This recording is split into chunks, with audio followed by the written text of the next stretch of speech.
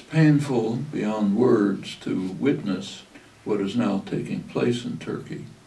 The country has remarkable potential, has a rich history and culture, vibrant society, a unique position as a bridge between East and West.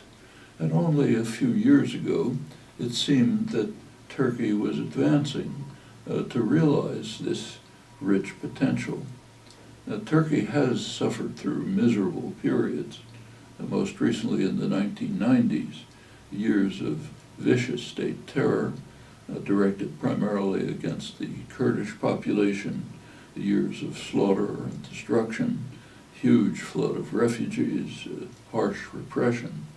But the flame of resistance to oppression and violence was kept alive, not only among the victims who refused to bow to cruel force, but also by a most remarkable group of intellectuals and activists, writers, journalists, artists, publishers, academics, others, who not only bravely spoke out against ongoing crimes, but refused to submit to harsh authority, facing, often enduring, severe punishment for their courage and integrity.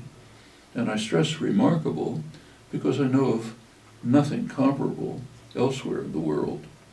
In this regard, Turkey was in fact a model for the world. And for me personally, it was a great privilege to be able to have a very small part in some of these activities, which over time actually succeeded.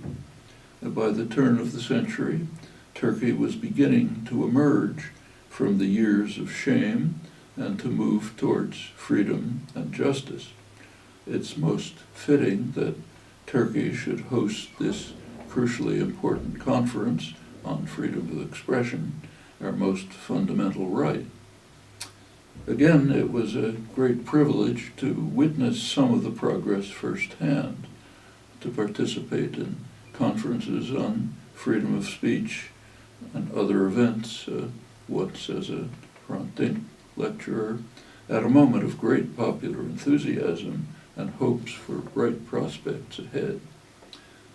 Tragically, those hopes have been dashed as the Erdogan regime has been systematically dismantling the great progress of the early years of the century, renewing brutal violence, eroding the foundations that had been laid for a free, creative, thriving society that would play a leading role in the struggle for a better world.